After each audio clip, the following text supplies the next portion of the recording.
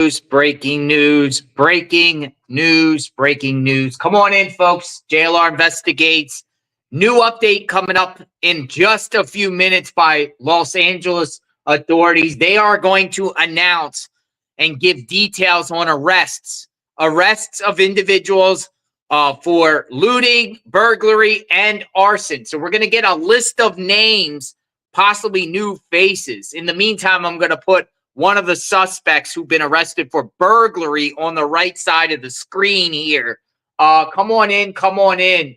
There's a big announcement coming up by authorities at the top of the hour, and we are going to talk about these criminals that have been preying and victimizing people that are in dire need, evacuees, people that had their homes destroyed by the wildfires or abandoned by these fires. Evacuations at night, criminals are running around the Los Angeles area, and authorities are going to give an update. We're going to get a name. We're going to get a name of someone arrested for arson. It could be one of the people we've already put out there. It could be that guy with the flamethrower guy. It could be the woman. It could be, maybe something to do with this fake firefighter here. Maybe something to do with this guy. There's been people we've been discussing. Now, keep this guy on, Magnolia. Keep this guy on, because I'm going to give some information about this guy right here, the flamethrower guy. Because the Post has an interesting article about this guy. What the Post is saying, as this was the homeless man, this was the flamethrower guy that they claim they don't have enough evidence to arrest, right? This is the flamethrower guy. That's the one where they made a citizen arrest. This was the Kenneth fire. Remember this guy? Well, they're saying here, the Post is saying that he has at least 8 arrests in LA County going back to 2016. And he's in the country illegally. And he has never, ever been deported. He's been staying in the Los Angeles area and is allowed to keep getting out because of their sanctuary city policies. So this guy right here, I don't know if they'll eventually charge him. This one here for arson, we don't know if he committed the arson or not in the Kenneth fire, but he's definitely a suspect. Juan Manuel Sierra Leyva, a Mexican national who's in the United States illegally. He's been arrested 8 times for all types of crimes. He was also on felony probation at the time he was in the neighborhoods with the flamethrower. So I don't know what's going to happen out of this guy here. Could he be on the list that they announce about these arrests? I don't know. Let's show some other people, Magnolia. There's others that have been arrested. This guy here, burglary tools guy, right? Santa Monica. We discussed him more in the morning, a little bit in the morning. This guy here, one of the younger guys in a van, burglary tools, burglars, looters, prayers, criminals, folks, criminals. So, the California National Guard is out and about. Earlier, they discussed 34 arrests. So before this press conference starts, let's just play this clip, Magnolia, about the 34 arrests and what's going on here to keep people informed. I can't wait to hear this press conference. Overnight, we had several other arrests. It brings it up to a total of 34 in our geographic area. We have 30 in the Eaton fire area, and we have 4 in the Palisades area. Last night specifically, again, for LA County Sheriff's jurisdiction, we arrested 4. 2 were for curfew violations. 2 were arrested for 1 drone incident. To my knowledge, we have now had 2 specific drone incidents that have resulted in 3 arrests. So as I talk to our community again, if you do not have business in the evacuation areas, do not go there. please, you're infringing upon the work that our first responders need to attend to. And I do want to say, when I talk about these arrests, I want to clarify not all of them are for burglary or looting or for curfew violations. But it is very important when I say stay out, we are arresting people who are not supposed to be there, who do not live there, who are in possession of narcotics. We've arrested several with guns. And yeah, I'm going to tell you something. If our deputies being very proactive in these areas, stopping people in a constitutional manner as always, making sure that they're supposed to be there, and you have narcotics on you and you have a gun on you, in police work we call that a clue, something's wrong there. So that's why we're arresting people. All right. So in the next few minutes, apparently there's going to be a 2 p.m. press conference on the arrests of individuals, plus an arsonist, at least one arsonist. I heard him say that they're going to be talking about an arsonist. I want to know who this arsonist is. Definitely want to know. In the meantime, National Guard is protecting fire zones.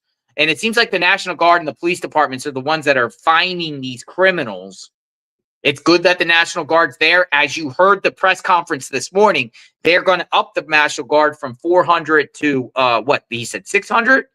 Definitely getting more National Guard in there. There's about 400 now. They plan to bring a few hundred more, the way I heard it.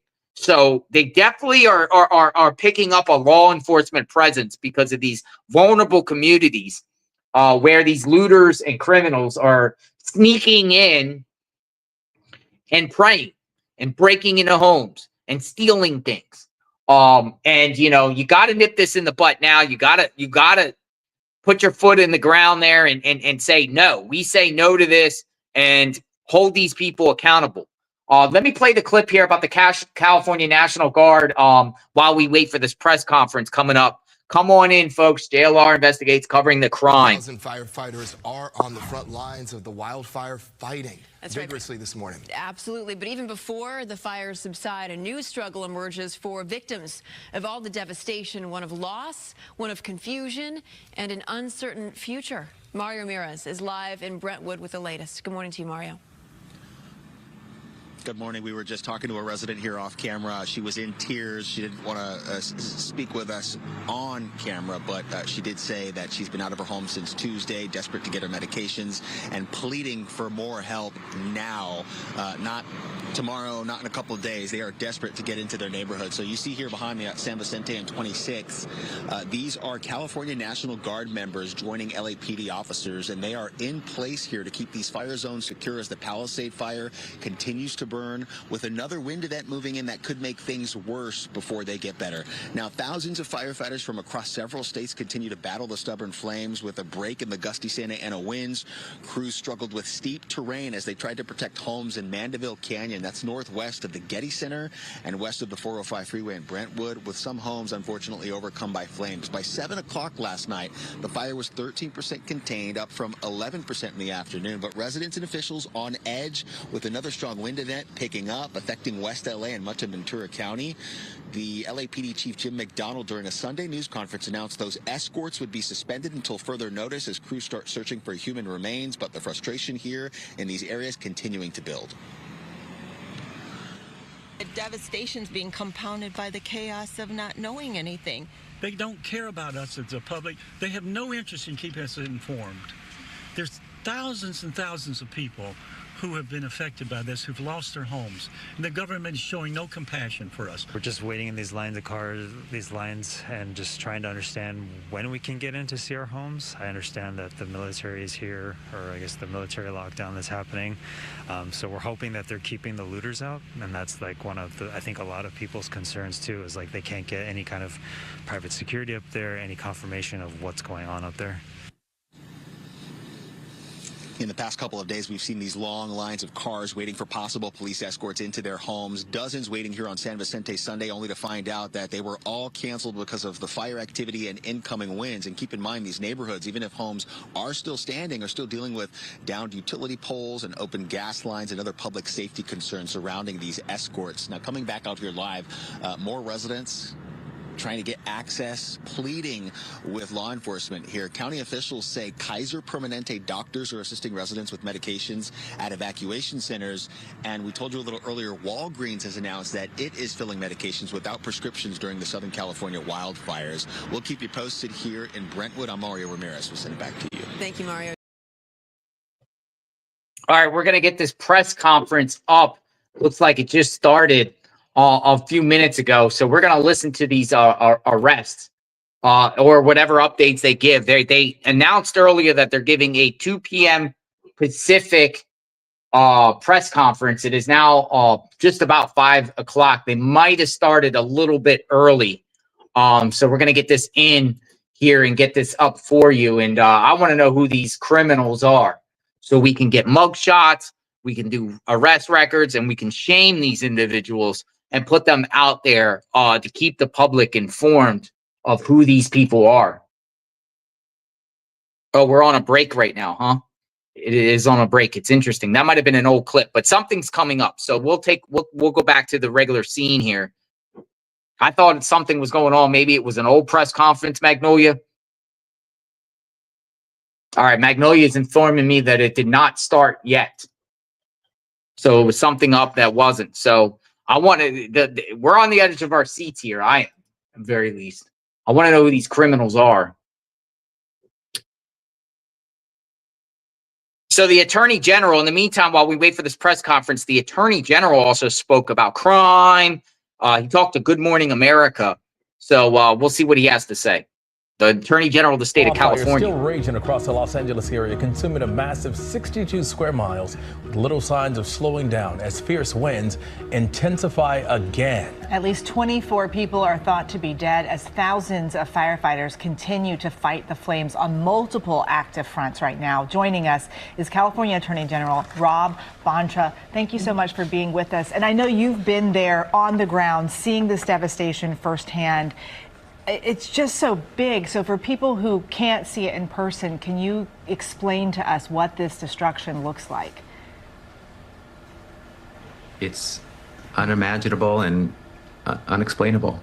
I was there over the weekend on the ground in LA and Altadena, saw firsthand the damage, the devastation, the destruction, and, you know, houses completely perished. And what was once a thriving neighborhood of homes completely destroyed. And, you know, the tragedy is just something you can't fathom. And in that pain, I also saw incredible signs of strength and hope and optimism, people fighting for one another, for their futures. I saw strength and resilience. I saw one man who lost his home, who was grieving about his own loss while he was volunteering to help others. Those who lost their homes, helping them find new shelter, a new home, services, food. So there's beauty and strength in the recovery, and it's time that we take care of each other, look after one another. But this is something that has knocked us down out here in California. But we are strong. We're not knocked out. We'll keep fighting back, and we will rebuild, we will recover, we will heal. And of course, with the good, we also know that it comes with the bad as well. Let's talk about the concerns of looting at evacuation areas. Several people have been arrested, and according to the Los Angeles County Sheriff's Department, a man was dressed as a firefighter and burglarizing homes. What do we know? It's unimaginable. It's disgusting and sick and despicable that people will take this opportunity when individuals are facing down and staring down the worst tragedy they've ever experienced in their lives, where they're vulnerable and suffering. There is an arrest. The LA County Sheriff, one of our law enforcement partners, has taken appropriate action to hold this individual accountable. All the looters who are engaged in looting or planning on looting, it is wrong. it is unlawful. You will be held accountable. You are also putting yourselves in danger by going to a designated disaster area, and you're interfering with and potentially siphoning resources from our first responders who are doing incredible work to save others. So do not do it. If you do, you will be held accountable, and that means jail time. As people are dealing with all this devastation, they're also trying to figure out where to live next. You actually just issued a consumer warning about price gouging. What is the law in California as it pertains to this? The law is very clear in California. Penal Code 396 sets forth that when there is a declaration of emergency, as there is now in effect in Ventura County and Los Angeles County, the prices for essential goods cannot be raised greater than 10% after the declaration of emergency than their price before the declaration of emergency. That's for things like food and water and gas and batteries and medical supplies, housing, transportation services, and other items that are designated. And we are enforcing, we are watching, and we are making it clear that we will use the full force of the law to enforce against anyone engaged in price gouging. Yeah, just so disappointing that people would take this moment. California Attorney General Rob Bonta, thank you so much for being with us today. Thank you. All right.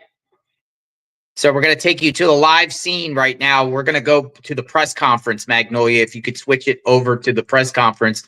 Here you go. About to get started. About to get started. And this will center it around, we centered this live around the crime. The crime. The crime that is occurring. Arson, looting, burglary, price gouging, scammers, identity thieves. The crime. Come on in, folks.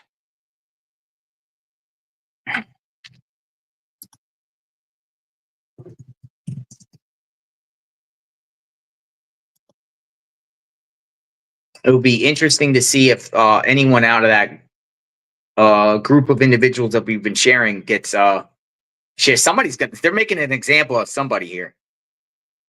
They're making an example of someone here. Wonder who it is. Arrests. Arrests. In the meantime, I just want to share that the FBI, they're actively looking for the person that got that drone, that was flying that drone that collided with the Super Scooper, the Canadian Super Scooper. They have put out a tweet. And they put out a tweet, and in this tweet, they're actively looking for whoever the person is, the identity of the operator of the drone that collided with the Super Scooper. It's crazy. Like somebody, whoever that drone person is, the drone operator's in some big trouble federally. I don't know who it is. Here's another thing. Unified LA says LADWP has restored power to all customers impacted by last week's windstorm, except 17,000 in fire threat areas, which includes the Pacific Palisades, Brentwood, Sylmar, and Encino, where lines remain de-energized for safety. Crews will restore power once cleared by fire authorities. One thing here is, too, notice here this press conference coming up here. It looks like it's being held in like a, I don't know where this is. Is this at the Capitol? Is this in LA? Is this at the district attorney's office? They're announcing charges. They're announcing charges. Someone's been arrested. We'll see the name of who this is. Come on in. You see the back? You see the back? It says Halls of Justice. Sheriffs, probably the county sheriffs, LAPD. We'll see what's said. We'll see who got arrested.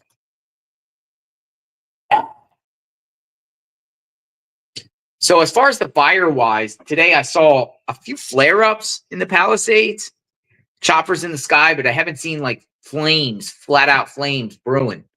Has anyone seen flames? I haven't. Seeking information The feds are seeking information about the drone flyer.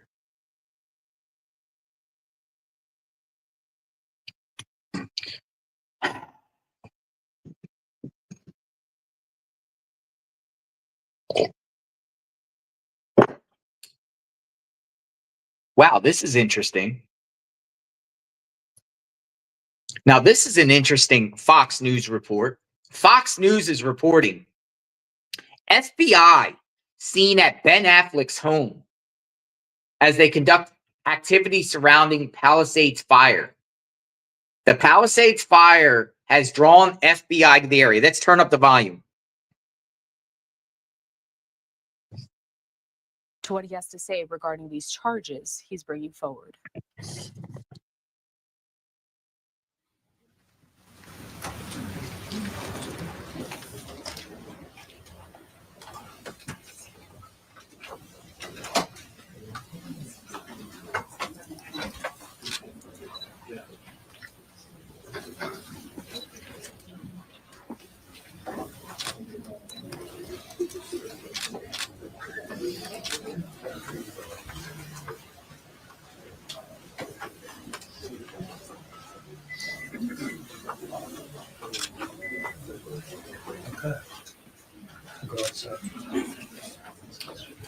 All right, we'll start right now.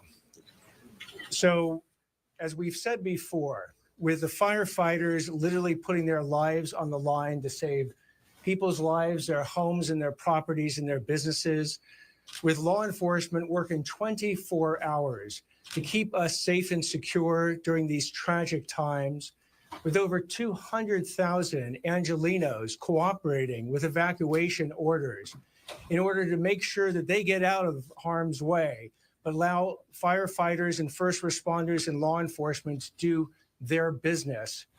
There have been certain people that we have given a warning to because we anticipated that this was going to happen. And these are the criminals. These are the people who are seeking to exploit this tragedy for their own benefit. These are people who have engaged in looting, arson. We've also investigated price gouging. We'll be investigating internet scams and the like.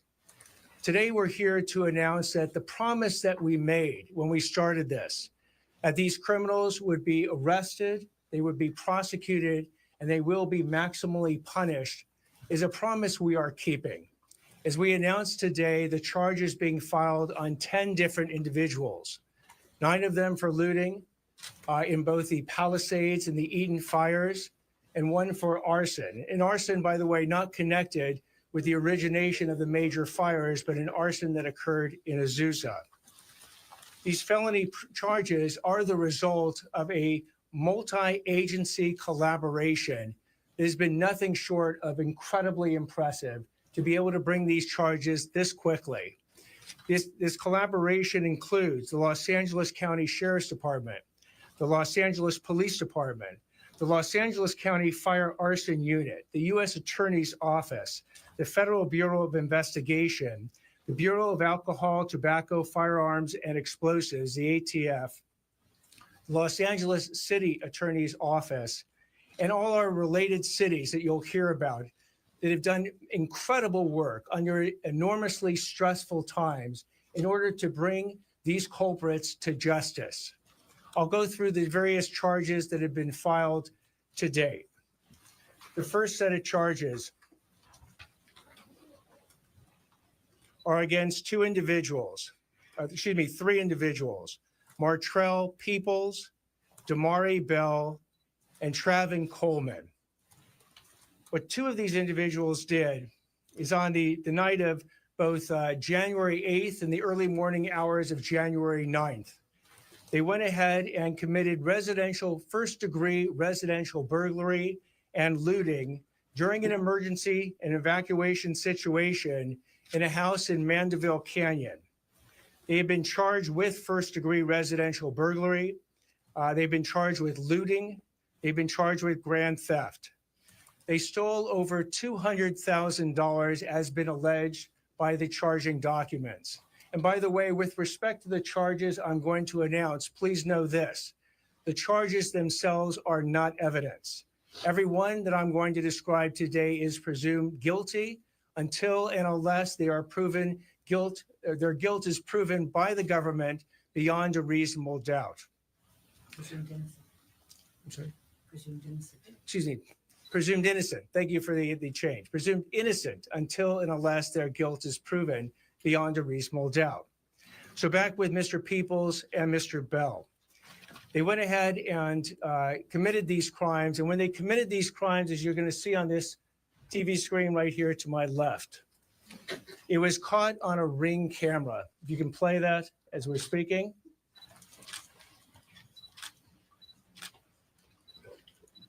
And the LAPD, through, again, such impressive investigation, worked with various leads and tracked Mr. Peoples and Mr. Bell to an apartment in Koreatown. Surveillance was then conducted. When they attempted to leave, they were then apprehended, and items of a number of these stolen items from that residence was found with Mr. Peoples and Mr. Bell. Mr. Peoples is is committed 2 prior violent or serious felonies. This is his third. As a 3-strike, as a potential 3-strike person, he is looking at life in prison. And Mr. Bell, as a 2nd strike individual, will be looking at 22 years and 8 months in prison if convicted. Mr. Coleman accompanied Mr. Bell and Mr. Peoples out of that apartment building in Koreatown, went into a 2nd car. And when Mr. Peoples and Mr. Bell were stopped, that 2nd car, driven by Mr. Coleman, kept going. It went through a light. It crashed into another vehicle. That innocent person in the other vehicle suffered a concussion. So Mr. Coleman has been charged with 1-count felony hit and run causing great bodily injury. As also a potential 3rd strike case, he is looking at a maximum sentence of life in prison. The second case that we'll talk about involves Rudy Salazar and Lucia Hilrara Perez. They have been charged with 2 counts of each of 1st-degree residential burglary in connection with an Altadena looting incident. On the night of, again, January 8th, they went ahead and entered 2 different houses in the Altadena area, stealing property in each of the houses, and they were apprehended by the police. The third, and they are looking at 6 years maximum on each one of the residential burglary counts. The third set of charges is against Roy Sims, Ryan Sims, Naquan Dewey Reddix, and Pierre O'Bannon. They are each charged with 1 count of 1st-degree residential burglary in connection with their crimes, where they went into a house in Altadena in the early morning hours and stole a variety of different personal property from the owners of that house. If we can show some of that property and the resident and the burglary tools that were seized, we do not have that. Among the property that you'll see that was stolen in that particular incident was actually the Emmy Award of the resident who lived there. That was, the police worked incredibly quickly in that situation, stopped these individuals, and were able to apprehend them and recover most of the stolen property.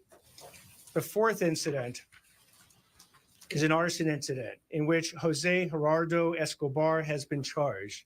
Do we have that ready? This is an incident that occurred in Azusa, where Mr. Escobar has been charged with 3 different arson charges. He is looking at 9 years in state prison. This is arson that occurred at Pioneer Park in the city of Azusa. It was investigated by the Azusa Police Department, who acted very effectively and very efficiently in apprehending Mr. Escobar. Mr. Escobar, as well, has been, not only has been charged, but he is set for arraignment today. So again, with respect to all these charges, as I said before, these charges are not evidence and they are presumed innocent until proven guilty beyond a reasonable doubt. But this shows the effectiveness of law enforcement. So when I said, and I have been saying over the past couple of days, the question is not if, but when you will be caught if you engage in these crimes. The 10 charges or 10 different individuals that have been charged today are evidence of that fact. And the warning shot remains. Do not go ahead and engage in looting, engage in internet scams, engage in price gouging. Do not violate evacuation orders, and do not commit any of these crimes in which people are trying to profit from the tragedy of the people who have suffered from these various fires. What I'd like to now do is introduce both Los Angeles Police Department Assistant Chief Blake Chow and Los Angeles Police Department Deputy Chief Alan Hamilton provide further words. Hi, good afternoon. My name is Blake Chow, BLAKE-CHOW. You know, I just want to say on behalf of the Los Angeles Police Department, if you've followed this whole incident, all week we've been standing together as a regional team, the sheriff, district attorney, thank you, Mr. Hockman, city attorney, supervisors, city council members, because the only way we're going to have an impact and keep our community safe is if we stand together and we operate as a team. And I will tell you, in the Palisades area and the fires that we've experienced in Los Angeles, isn't it bad enough we have 40,000 people potentially that have been evacuated from an area, and then we get a handful of people that want to come up with activity to go victimize them. It's not enough that they have to worry about their properties and rebuilding and things like that, but now they would have to worry about criminals coming up there and taking advantage of them. So I want to really applaud our district attorney. And I also, for the charges that were filed, those are really important to send the message to the people out there that are not only thinking about going up there and victimizing the properties, but the stuff that may come after this in the form of scams. You're not going to get away with it. And this team is not going to let you get away with it. And for the residents of Los Angeles, on behalf of our police chief, I just wanted to tell the residents of Los Angeles, this team has your back. We have patrols up in the hills right now while the evacuation orders are in place to make sure that your properties are safe. And as you can see with the investigation, when we get evidence of a crime, we leave no stone unturned, and we find people and we will bring them to justice and hand them over to the district attorney. So again, on behalf of the city of Los Angeles, thank you for this team. This is really the one way that we're going to ensure that this region is safe, and the people that live in our region are going to be able to come back to some sort of semblance of their normal lives. Thank you. Good afternoon, everyone. Alan Hamilton, Chief of Detectives, Los Angeles Police Department. I want to first acknowledge the dangerous and difficult work that's been done by our brothers and sisters in the fire service, especially our Los Angeles Fire Department employees, and our Los Angeles Police Department officers and employees, both sworn and civilian, who stood shoulder to shoulder with our firefighters from all over the United States and the world, really, to help fight this fire and bring justice to these individuals who are being victimized again. A couple of things on the investigative side. So for the individuals that were involved in the burglary up in the canyon, our investigation started immediately upon report, and we were quickly developing investigative leads on that case. I want to acknowledge the hard work of our Metropolitan Division Crime Impact Team, who dropped another case that they were working on and immediately went up on this case, utilizing multiple investigative techniques to identify these individuals, surveil them, make sure that a crime had actually occurred, verify that items were taken, and then effectively conducted surveillance and took them into custody in a safe manner, and identified them as the individuals that were involved. Moving forward, there will be additional investigative information that will be developed as this case progresses, and we'll be able to release more information to the public. But at this time, we're going to be limited in terms of what we can release. In addition, I think most people are aware there was an incident where various individuals were attempting to identify themselves as firefighters. We continue to make progress on that case, and I anticipate that that is going to result in a successful filing as well. We've been able to develop information through our investigation that shows that there were conspiratorial acts that were involved in their activity, and I anticipate in the very near future we'll be filing additional charges against those individuals, as well as the misdemeanor charges of impersonating a public official. So I'm gonna close my remarks with this. We are aware that there are other crimes that have occurred. And my message to the public is this. Number one, we are aware of some of the individuals that are involved. The Los Angeles Police Department is going to continue those investigations and take them wherever they lead to. And I anticipate that we will be announcing additional arrests in the very near future for individuals that have been involved in activity within these closed areas. And there will be more to follow on that. The other thing I want to do is assure the community that at times you will see us out there in uniform and in black and white patrolling the area along with our National Guard partners. There are other times that you will not see us. We will be working undercover. We will be on social media. We will be conducting other investigations to bring every single one of these individuals that are involved in this criminal activity in the city of Los Angeles to justice. Thank you. Thank you very much. I'd like to now introduce Los Angeles County Sheriff Robert Luna. Good afternoon, and thank you all for coming. What you see up here, and you're hearing pieces of it, is probably somebody who is out here looking to burglarize, loot, or commit other crimes here in the county of Los Angeles or the city of Los Angeles' worst nightmare.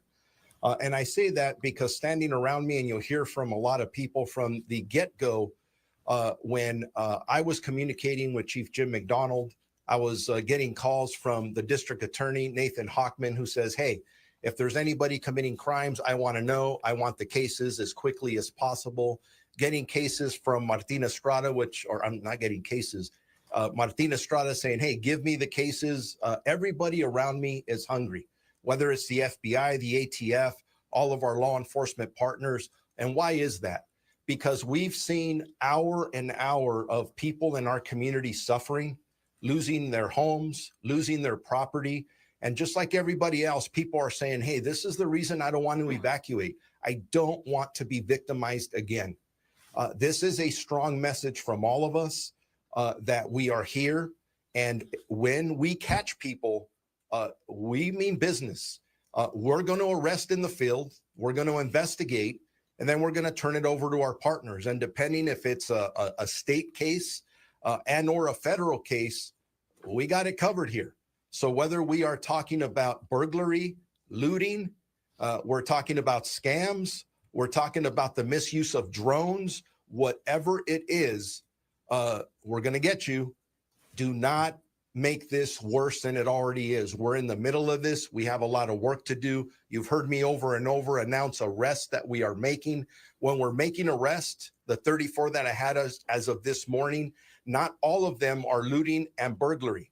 But please note, and this is a strong message to everybody, because we still have an active curfew that is in effect, 6 p.m. to 6 a.m. If you do not have any legitimate business in these areas, stay out, because our deputies are stopping people in a constitutional manner, I may add, and they are asking people questions. On many occasions, we are involved in these conversations. We're coming up with narcotics. We're coming up with individuals who are carrying guns. And guess what? None of them live in this area. So what are they doing there? You got to think, hey, why would I, if I have narcotics and a gun on me, go to an area that has a curfew in it? Well, that's what we're dealing with. We're going to deal with that. We're going to continue to work. And I appreciate the work that all of these folks are doing to make sure that the people in our community do not get re-victimized. Stay out of the curfew area. Do not come here to do anything you shouldn't be doing. You're going to get caught. And as you heard from the DA, and then you'll hear from our federal partners, you're going to get hammered. Thank you. And by the way, on behalf of all of our community, and the deputies that I'm talking to who are working their butts off out there away from their family on 12-hour shifts plus. Thank you guys for the work that you've done and the work you're going to do, because our police officers and deputies want to know when they stop and arrest somebody that somebody's going to get prosecuted and there's going to be consequences. So thank you. I'd like to now introduce Azusa Police Department Chief Rocky Wenwick. Good afternoon, everyone. First, I'd just like to say on behalf of the city and our department, pass along our prayers and thoughts and condolences to all those who have lost a loved one or lost property. To add to the previous speakers, for us, we're outside that fire zone, immediate fire zone area. What I'd like to commend is our community for paying attention, being observant, and seeing something and saying something.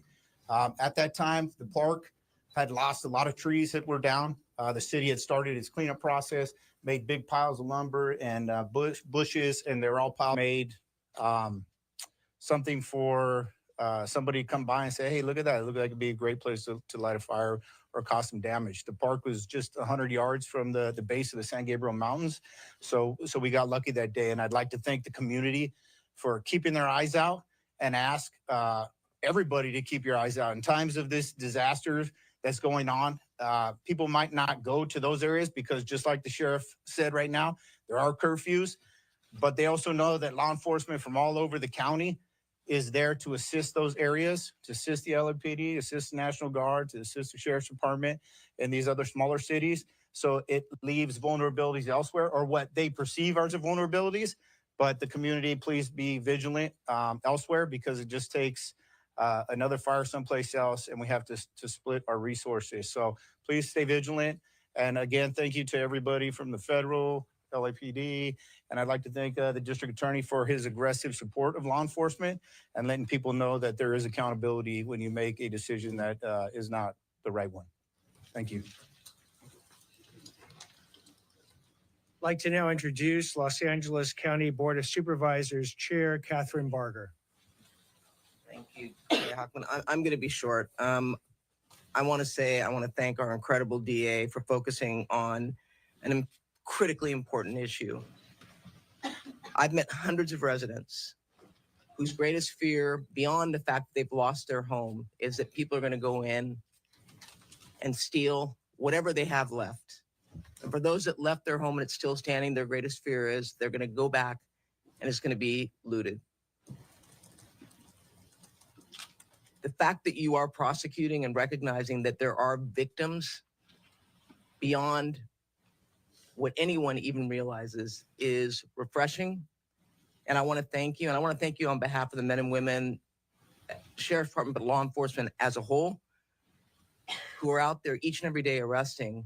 And when I find out that some of the arrests that were made, there were no charges filed on the exact same thing done, it's time for us to let the public know that accountability is alive and well in Los Angeles County.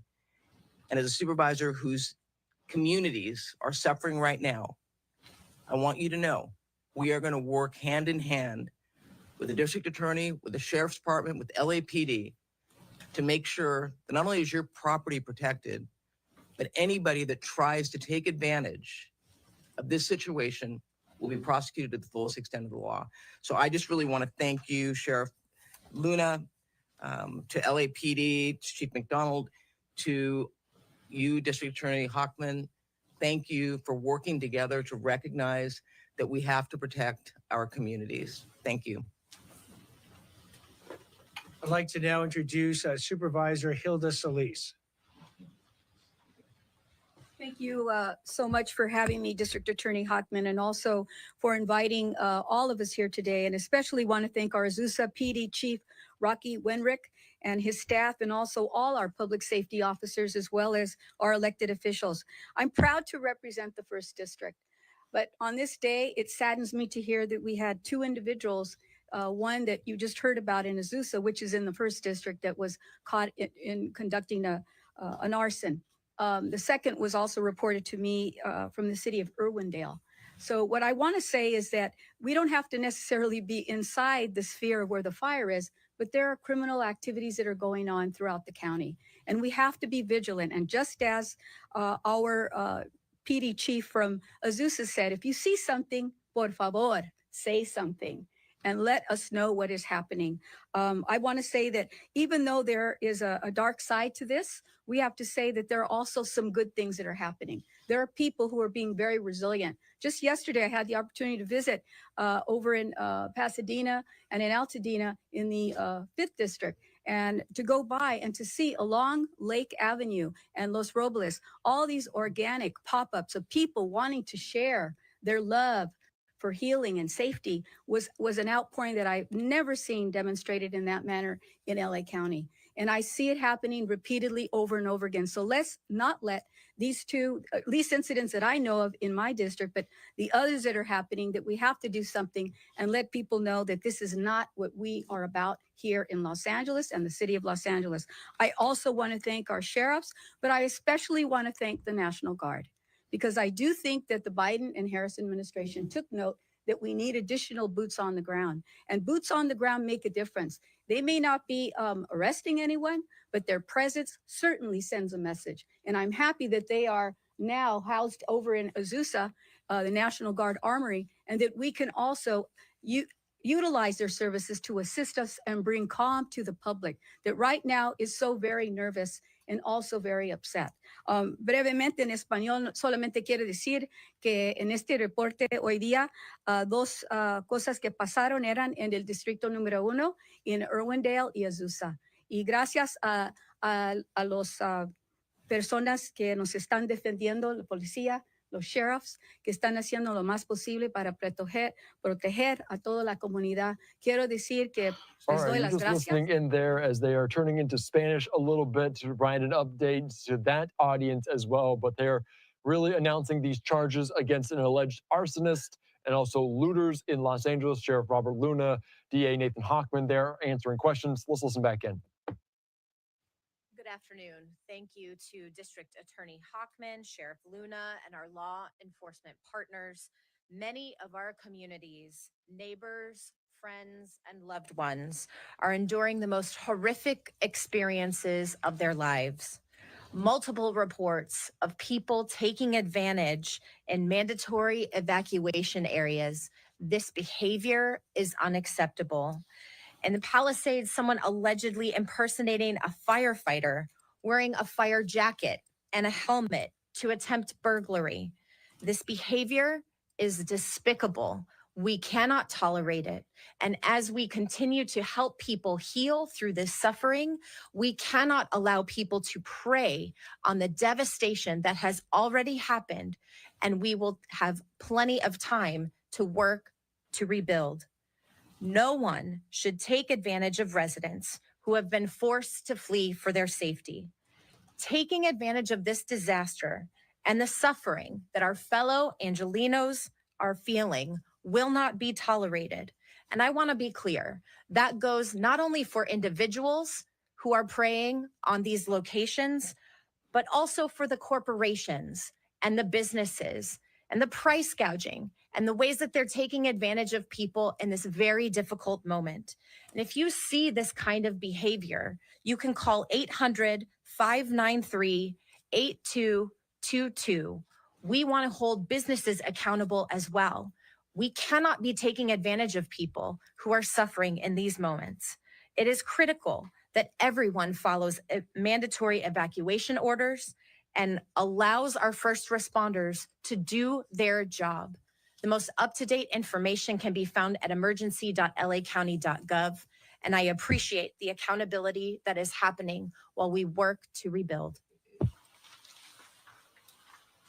I'd now like to introduce Los Angeles City Attorney Heidi Feldstein-Soto. Hello, everyone. Good afternoon. I have a dual role in our city. I'm both a civil lawyer for the city, and I am the chief prosecutor for the city of Los Angeles, and I'm here in that capacity. As chief prosecutor, I'm responsible for misdemeanors committed by adults within the city limits. Let me start with everyone who's been affected by the fires. that have devastated so many lives. I've spoken to many of you on the phone. I spent a lot of time on the phone with particularly the Pacific Palisades and Mandeville communities. I commit that my office, along with the district attorney, the U.S. attorney, our law enforcement partners, and our county and city elected officials will be here working with you with all of the tools that we have. Today's press conference is about public safety and about the criminal side of what I do. I want to take 1 second to also assure you that we are laser focused in our civil side on legislation, on investigation, on disaster relief, on mortgage tax and insurance expenses, on cutting through red tape and bringing every single legislative, executive, civil, and law enforcement resource we have available to help all of you and all of us get through this disaster, recover, heal, and rebuild. That is what we as Angelenos have done for as long as I've lived in this city. I am really honored to join DA Hochman and this multi-agency coalition to talk about the steps that we are taking collectively at a city level, at a county level, at a state level, and with U.S. Attorney Martina Estrada at a federal level to ensure the safety and well-being of all of our communities in the wake of the fires and to hold accountable every single solitary criminal who seeks to prey upon people who've lost so much already. Whether it is looting, which usually falls to the district attorney, price gouging, which I think all of us have jurisdiction over, fraud, scam artists, trespass, which usually falls to me, or any other effort to take advantage of those who've been evacuated or otherwise affected by this crisis, let me add my voice to the chorus. My office will lean in to ensure that no individual gets away with illegal or predatory conduct. My office is prepared to hold everyone and anyone who engages in price gouging for housing, for shelter, for essential consumer goods, food, services, veterinary care, healthcare, accountable. Price gouging laws went into effect. For those of you who doubt it, they went into effect immediately upon the declaration of a state of emergency. No one, and I do mean no one, can increase pricing on any of these items: housing, shelter, food, water, clothing, pet care, healthcare, any other essential goods or services by more than 10% without violating the law. Violations are both criminal and civil.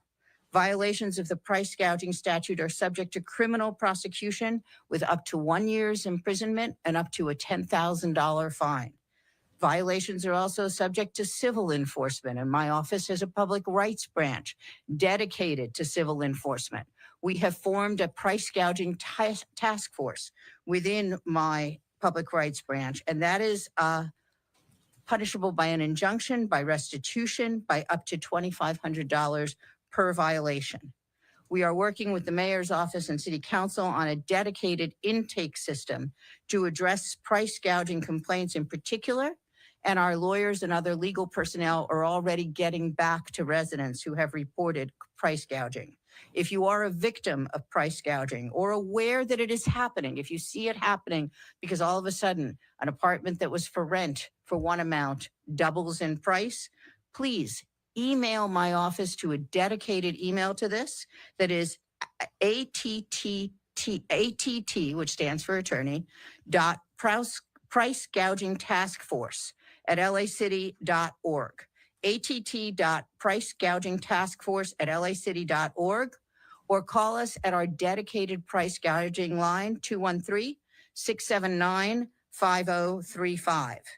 As a result of this unprecedented emergency, so many of us face uncertainty about our futures, and it is the responsibility of everybody up here to ensure that those futures are bright, or as bright as they can be under the circumstances. I'm really deeply grateful to and humbled by the actions and the bravery of our city, our county, and our neighbors.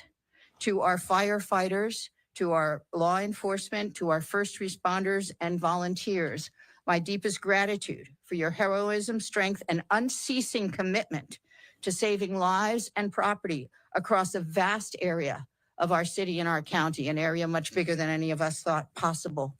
I thank our neighbors in California, in other states, and from across our northern and southern borders. I thank our federal government and our state for providing the National Guard and providing the resources, expertise, personnel, and equipment that they have. And I thank each of you, the press and the public, for helping us get out the message, for staying vigilant, for notifying us when something goes awry, for letting us know when you suspect arson, and for your resilience and commitment to our city, and your many, many acts of kindness and compassion in helping all of the families, friends, and neighbors in need. I am so proud to stand with our district attorney and our law enforcement partners. Thank you. I'd now like to introduce United States Attorney Martin Estrada.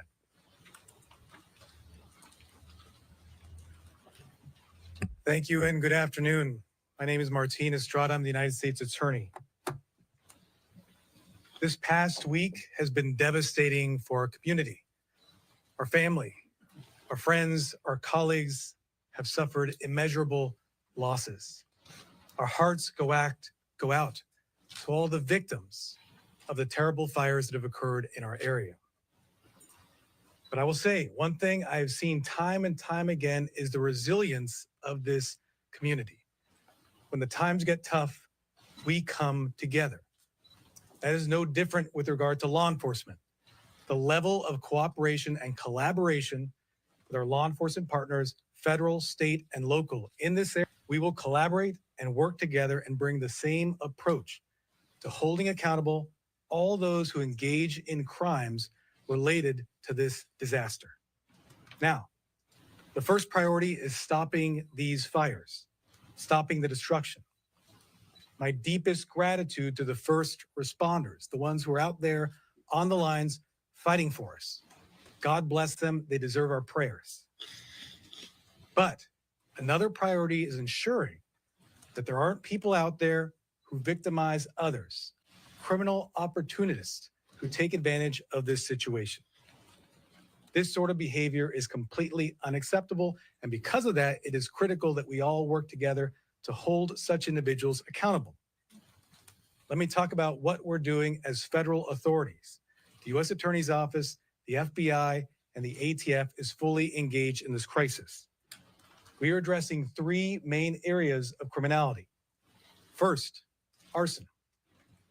This investigation is at its early stages, but I will tell you the ATF National Response Team hit the ground this morning investigating to determine the origin cause of the fire. Now, this group is highly experienced, includes investigators from throughout the country. This is the same group that was responsible for investigating the Aliso Viejo bombing, the same group responsible for investigating the fire on the Conception boat that resulted in the death of 34 people.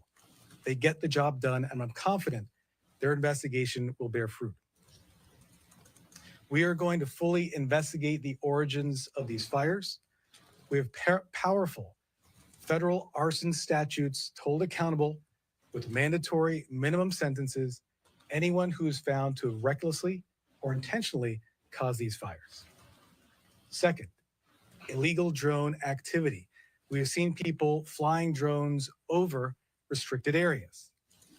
We need to ensure that our first responder personnel are able to do their jobs.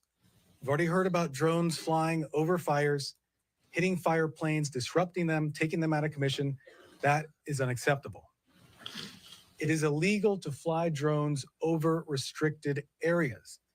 This basically means not flying over the areas where the fires are taking place. If you do so, you'll be arrested and you will be prosecuted. And be warned, you may not be arrested right away, but our investigators will continue their work. We brought these illegal drone cases time and time again, including a case a few weeks ago involving Vandenberg Air Force Base.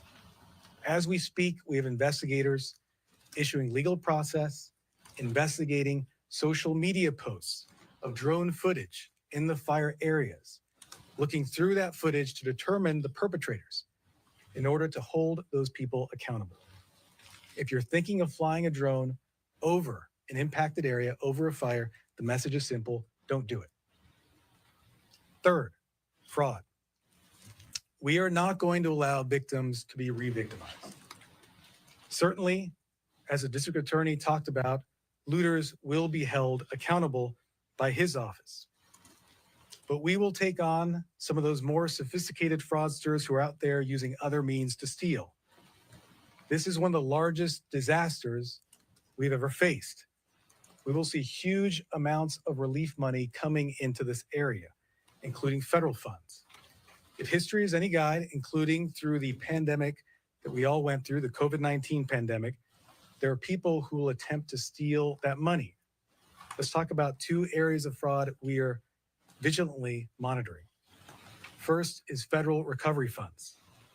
The Small Business Administration, FEMA, and other federal agencies are beginning their efforts to support homeowners, renters, business owners with relief funds.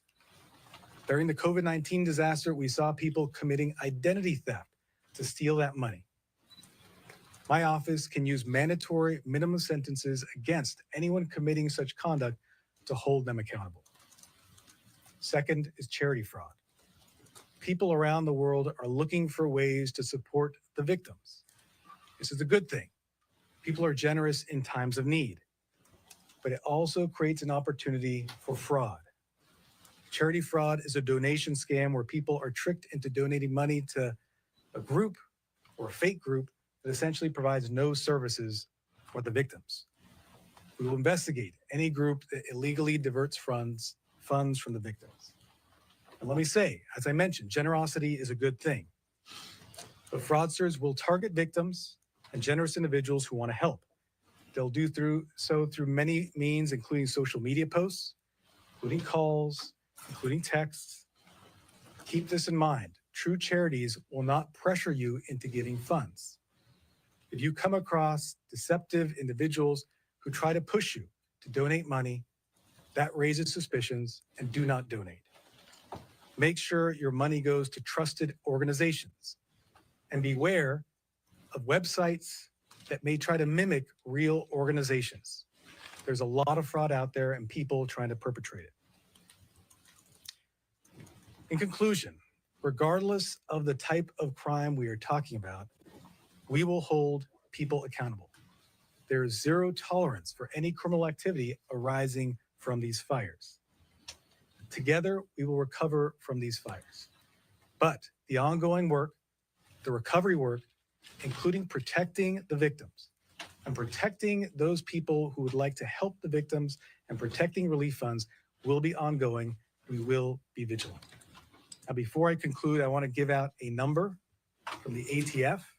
If there's anyone out there who has any tips on the origins of the fires, any of the fires, please text 63975 with your tip. That is, again, the number 63975. That will go to the ATF National Response Team. Thank you very much. I will now introduce to the podium Special Agent in charge of the FBI, Akil Davis.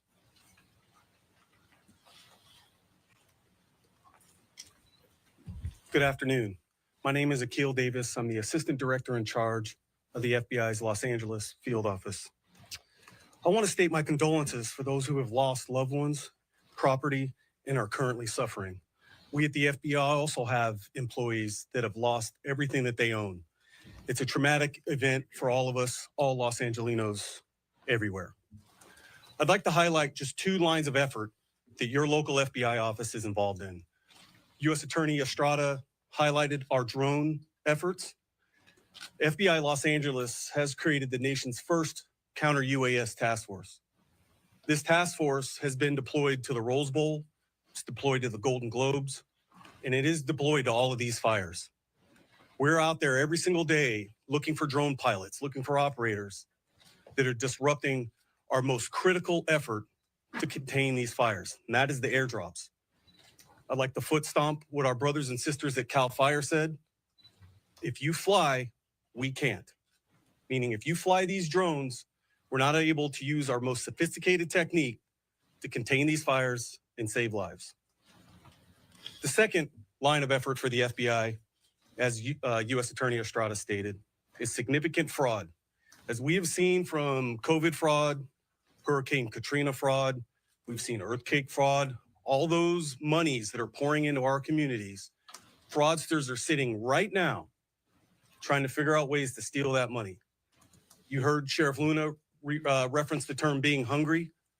Our investigators, our task force officers, our deputies, our police officers, our investigators, we're hungry too. We're hungry to try to find the fraudsters that are stealing this money and preventing it from getting in the hands of the people that need it most. There are two ways you can reach the FBI. Please call 1-800-CALL-FBI if you have any tips or you've been the victim of any of these frauds, or tips.fbi.gov. Thank you for your time today. I'll turn it over to DA Hochman. So I'd also like to thank Jose Medina, Acting Special Agent in charge of the ATF's LA Field Division, Jessica Post, Battalion Chief in charge of the LA County Fire Department Arson Unit, LAPD Detective Wilson, LAPD Detective Carrillo, for their tremendous efforts, and all the officers and investigators and detectives that worked to make this day possible to announce these charges so swiftly. Over 30 years ago, Los Angeles endured the fires, the floods, the earthquake, and the riots, all in sequential order. And LA showed back then its grit, its resilience, to not only come back, but to build better. We're going to see that occur again. When we get these fires stabilized, we're going to show Los Angeles to the world that we have the grit and resilience to again build ourselves better than we were. And to the extent that these criminals want to get in our way, please let today be one example of the united front that they are going to face. Between the District Attorney's Office, the City Attorney's Office, and the U.S. Attorney's Office, we have well over 1,000 prosecutors ready to do justice on behalf of the residents of Los Angeles County. And working with us, we literally have thousands of officers, detectives, and investigators that will bring these criminals to justice. So thank you all very much for being here. We'll take questions now.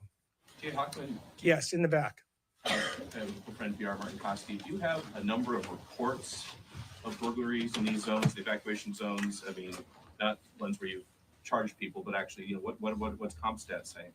These are ongoing investigations. Everyone that has not been charged is an ongoing investigation. So it's too preliminary to comment about those investigations today. Do we have a total number, though, of arrests for looting? Actually, Sheriff Luna would like to add. Yeah, very good question. And before even coming here, I'm trying to inquire about how many burglaries there are, at least in LA County Sheriff's territory. It has been extremely difficult to do that. Let me try and paint a quick picture for you.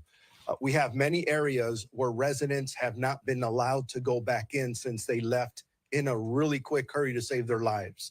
As we start repopulating some of these areas, we are going to get reports. I hope it's not too many, but I think we are going to get reports of burglaries and other crimes.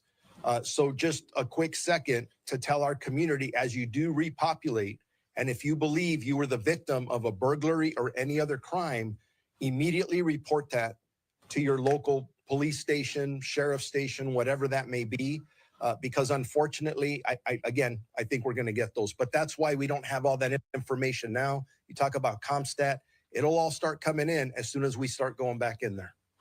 So, Scott Snowden, Santa Monica Daily Press. We talked about some people who were impersonating firemen, and it's been confirmed that they were in fact wearing uniform and helmet. How did they get those? Were those stolen? I can address that. So that's part of the investigation that feeds into some of the information. So we're not going to disclose those parts of the investigation at this time. As the prosecution moves forward, at whatever level it moves forward to, we will be releasing additional information, especially after we confirm which charges are going to be filed. At this time, we can't really discuss it. Chief Hamilton, quick follow on that was the people impersonating. That was at the Palisades fire scene? That's correct. They found, do you believe they had also been involved in looting or burglary, or they found stolen property? We believe that they were conspiring to conduct illegal activity, including looting and residential burglary in the area. You know, just let me follow that up, because I would just want to tag on to something that Sheriff Luna said, that you know, this has been a very, very chaotic scene for everybody right now. And we have a lot of areas right now, residents have not been able to go back. I know that LAPD has reported 14 arrests for fire-related things, many of which you have seen here.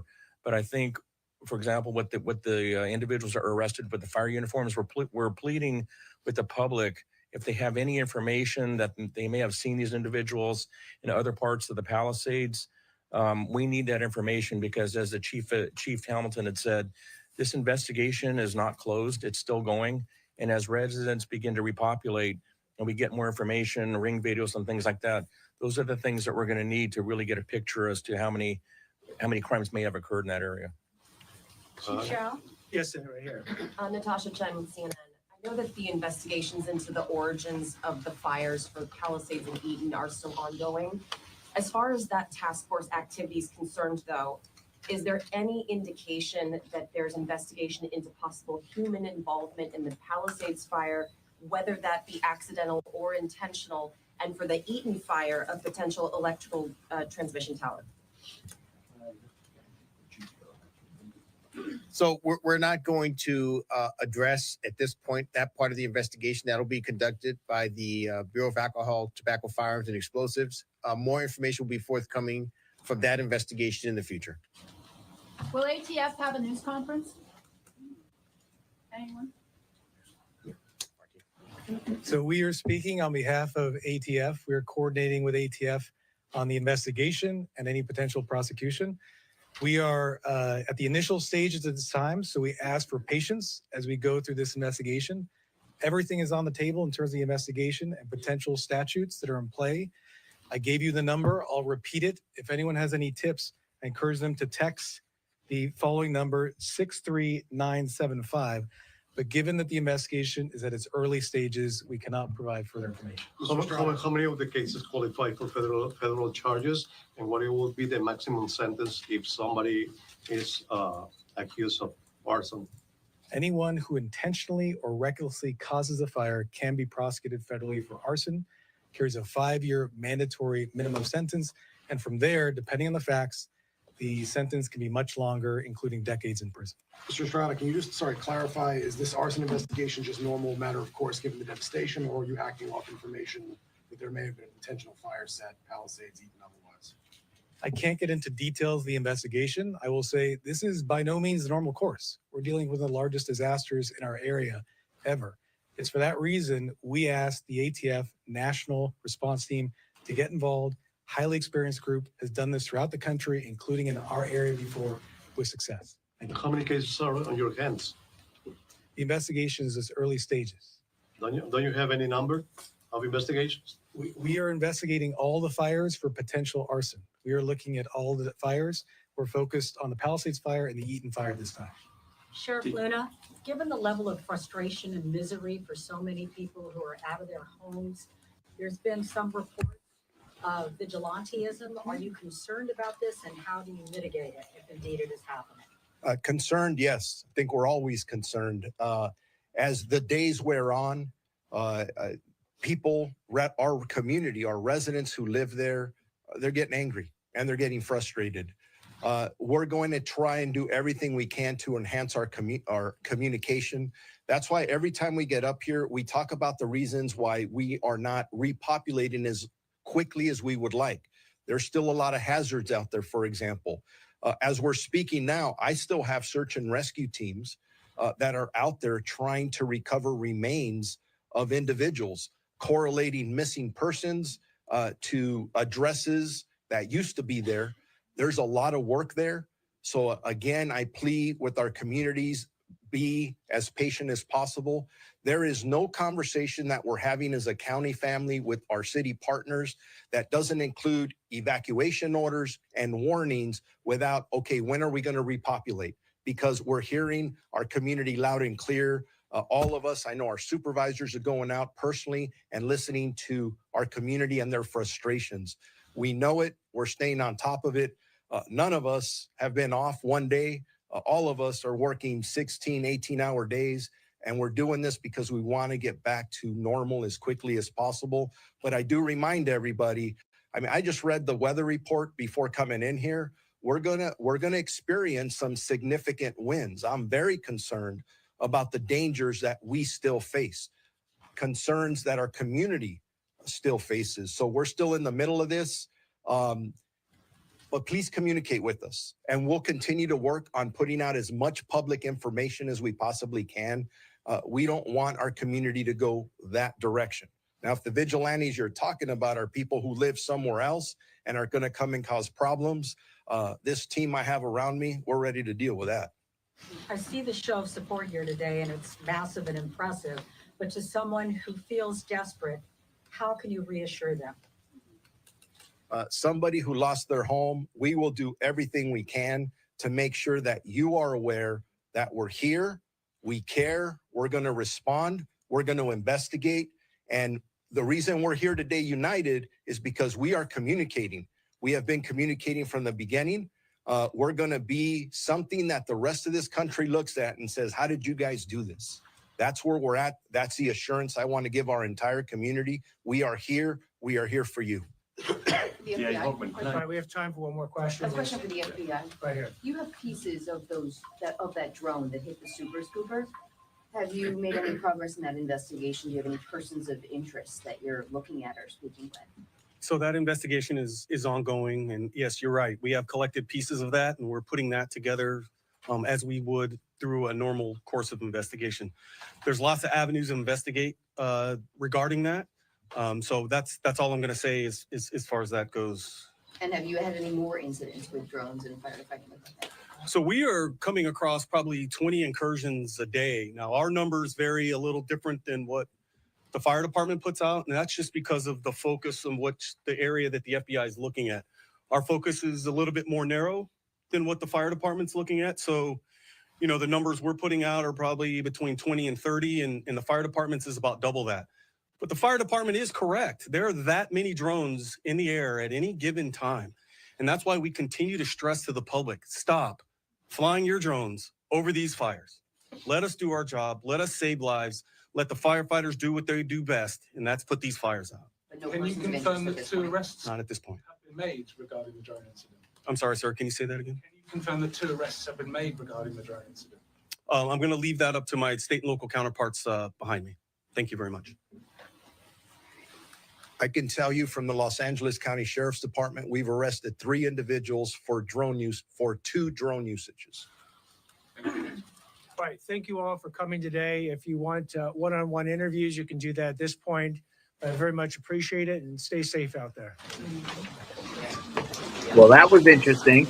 All right, you're just listening in there as they were providing an update. The DA from Los Angeles, the district attorney, the new district attorney, Nathan Hochman, providing an update. So lots of new information coming from those 40 plus arrests being made for those burglaries, arson, looters. They're asking people to also help them, and they're cracking down in a significant way. So we're following it very closely. I do want to put up just some posts here on Live Now.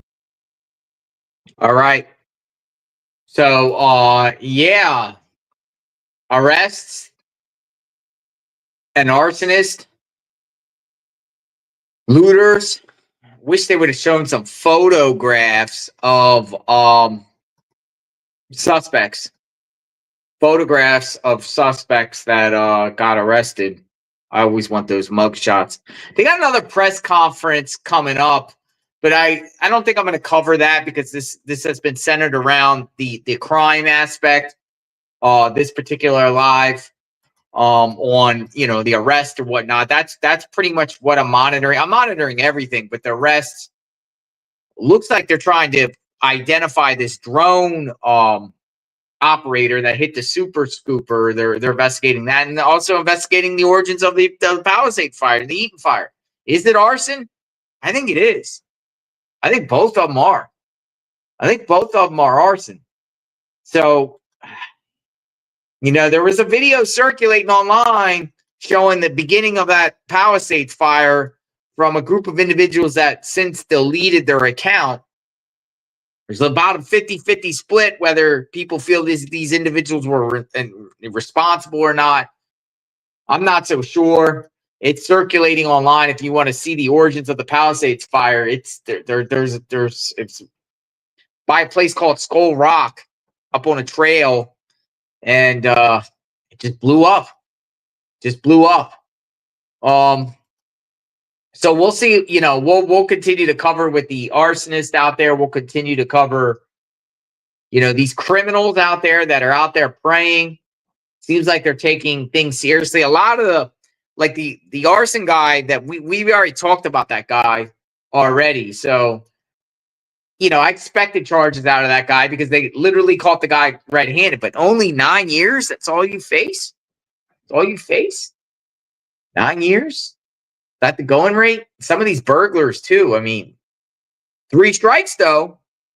3 strikes and you're out in California. Remember the 3-strike law. 3 strikes and you're out. So we'll continue to cover this. Magnolia, if you want to come in the chat, Magnolia's running the chat. Anything you would like to add or not, let me know. Other than that, I think, well, there's another show this, Magnolia. Put this images on the right. Yeah, there's some other incident that's circulating now online with the wheelchair bandit.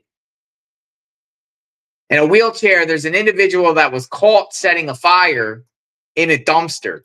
Now, this is the 3rd video that I've seen in the last few days dealing with someone almost caught red-handed setting fires in a dumpster. And this particular individual here, this wheelchair person, it's coming from someone that's posting this on social media saying, from my building manager in Brentwood, a fire was set in a dumpster a few minutes ago on San Vicente Boulevard, just behind the Brentwood Library. The suspect is a guy in a wheelchair. Be vigilant. And I've been seeing a lot of this, like homeless people setting these blazes in dumpsters. Hello, Magnolia. Hello. Yeah. I just wanted to say about the press conference. I think it's so crazy because we were in the chat and people were talking about Martin Estrada, the U.S. attorney who got up and spoke, only to find out he's planning on stepping down Monday. So it's basically like he got up there and everything he said was just non-applicable, basically. He's not going to be in the job. Well, here's what happens with that. The president of the United States, incoming president, they're the ones that appoint these AUSAs, these attorney generals in certain districts. He's the U.S. attorney for the Central District of California, which represents Los Angeles, federal. Incoming presidents, because he was appointed by Biden. Now that Trump's in, it's just like the U.S. attorney for Massachusetts resigned. A lot of them will resign a week or 2 weeks or up to when the next president gets inaugurated. So Trump is going to put somebody in there. Mm-hmm. It'll be interesting to see because, you know, each president also has a different philosophy on how they handle federal crimes. I don't know what his philosophy was, Estrada's philosophy while Joe Biden was president, but clearly Trump's going to put somebody in there that might align possibly with prosecuting migrants. Mm-hmm. As California has one of the issues is the immigration. I do want to say that also, folks, that another thing that was breaking too was, you know, we've been hearing about this special legislature, this special session by the California legislature about Trump-proofing California while this was all going on. It's being reported now that has been suspended. Oh, yeah. Yeah. They had to. I mean, I think they had to do that. I'm a little surprised that they did, but we were talking about that the other day. You know, there's just, I don't see there being any appetite for that or tolerance for that when, you know, clearly they need to worry and focus on fighting fires, not fighting Trump. So to make fighting Trump a number one priority, it's just very unseemly at this point. It's obscene, grotesque. People aren't going to want to see that when fires need to be put out. So yeah, they had to scale back on that because that was a special session that they had called, and they're also budgeting $24 million for that, because what their plan is, they plan to sue the Trump administration constantly to stop him from enacting his policies in California. So they are trying to get $24 million for that legal fund. The other thing in the press conference that I noticed, this is the first time this incident, the fires and this crisis and everything, it's the first time that we've really seen much of Nathan Hochman, the new district attorney. People out there may be familiar with him, but as far as our audience goes, this is one of the first times that we've really seen him. He was just sworn in December 3rd as the district attorney. He took over for George Gascon, and a lot of people are very relieved that Gascon is out of there. And you could see that from the people at the press conference. It was pretty clear to me. They almost seem relieved that they have a new DA who seems to care about law and order. And so I think in some sense they're relieved and they have hope that he's actually going to follow through on things.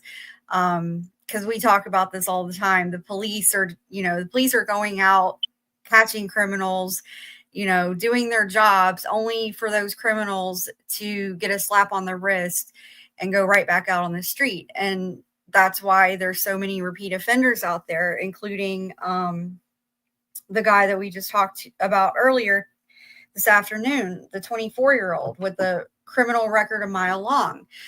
So I think that there's a sense that maybe this new DA will be harder on crime than Gascon was.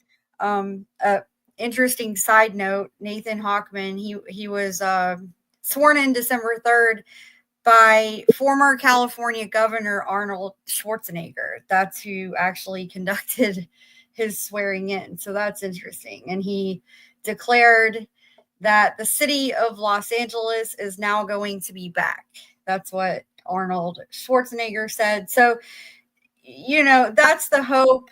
That's the hope right now with this new district attorney. We'll see how he rises to the challenge. Yeah. I think we're probably all skeptical, right? So he'll have to prove himself. He'll have to prove that he's not just going up there and saying things. He's going to have to actually follow through on prosecuting these crimes to the full extent, the way they keep saying they will. As soon as we get a mugshot on Jose Carranza-Escobar, the 39-year-old that was arrested for arson, we'll share it on the channel.